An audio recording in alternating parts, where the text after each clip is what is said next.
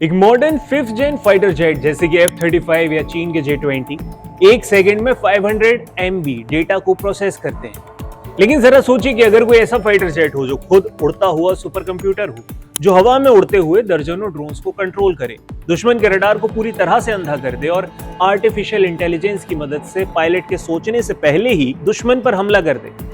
Military aviation की दुनिया में इसी को 6th जनरेशन यानी कि छठी पीढ़ी की टेक्नोलॉजी कहा जा रहा है।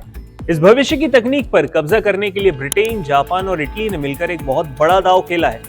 ग्लोबल कॉम्बैट एयर प्रोग्राम यानी GCAP के तहत इन तीनों देशों ने अपने जॉइंट वेंचर एजविंग को $6.1 अरब का भारी भरकम कॉन्ट्रैक्ट सौंपा है।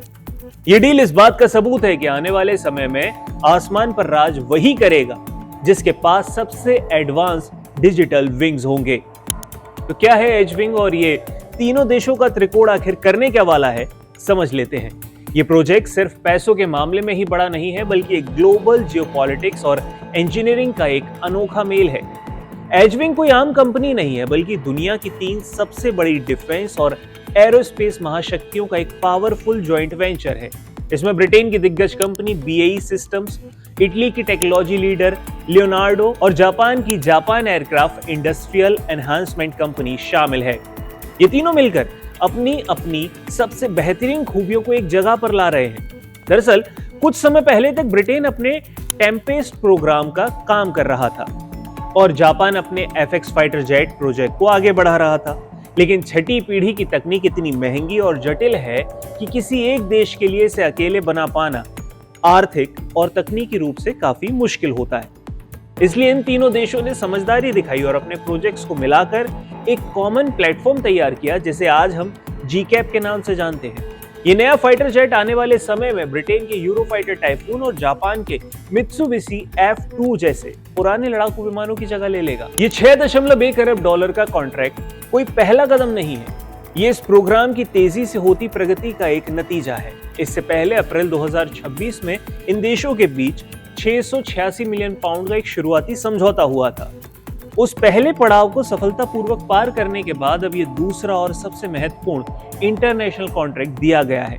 हाल ही में ब्रिटेन ने अपना नया डिफेंस इन्वेस्टमेंट प्लान भी पेश किया, जिसमें उन्होंने अगले 4 सालों के लिए इस प्रोग्राम में अरबों पाउंड डालने का कमिटमेंट दिया है। एजविंग के CEO मार्को जोफ ने इस डील पर खुशी जताते हुए कहा कि ये फंडिंग पार्टनर देशों के भरोसे को दर्शाती है।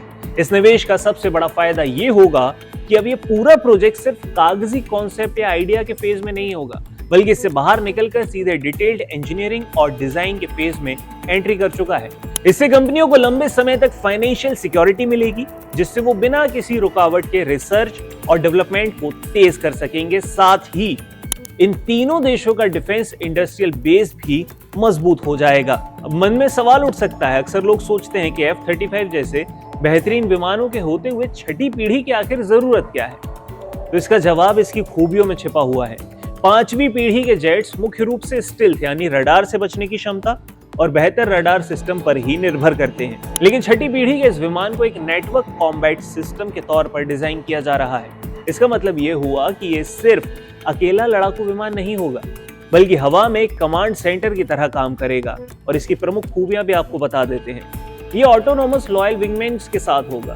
ये जेट हवा में अकेले नहीं उड़ेगा, इसके साथ कई मानव रहित ऑटोनोमस ड्रोन्स उड़ेंगे, जिन्हें मुख्य फाइटर जेट का पायलट या उसका AI सिस्टम कंट्रोल करेगा। ये ड्रोन दुश्मन के इलाके में पहले ही जाकर रेकी कर सकते हैं या मिसाइलों को भी दाग सकते हैं। इसमें AI मिशन मैनेजमेंट होगा। विमान में मौजूद आर्टिफिशियल इंटेलिजेंस पायलट के वर्कलोड को कम कर देगी।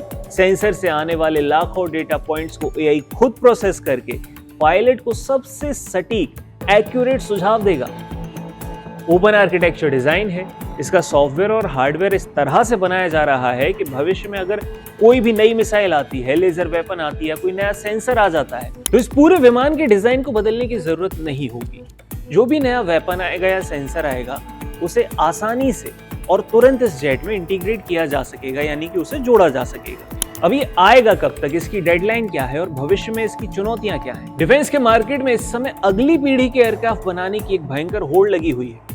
अमेरिका अपनी नेक्स्ट जनरेशन एयर डोमिनेंस पर काम कर रहा है, तो वहीं चीन भी अपनी छठी पीढ़ी की तकनीक को सीक्रेट तरीके से डेवलप कर रहा है। ऐसे में यूके, जापान और इटली के इस गठबंधन के सामने सबसे बड़ी चुनौती जो है वो समय सीमा की है।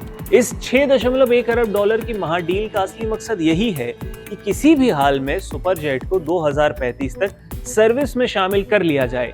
अगर ये तिकड़ी इस डेडलाइन को हासिल कर लेती है तो ये न सिर्फ मिलिट्री एविएशन के मार्केट पर कब्जा करेगी बल्कि ग्लोबल सिक्योरिटी और बैलेंस ऑफ पावर को भी पूरी तरह से बदल कर रख देगी। ये डील साफ करती है कि आने वाले समय की जंग सिर्फ गोलियों और बारूद की नहीं होगी बल्कि कोडिंग, डेटा और एआई की होगी।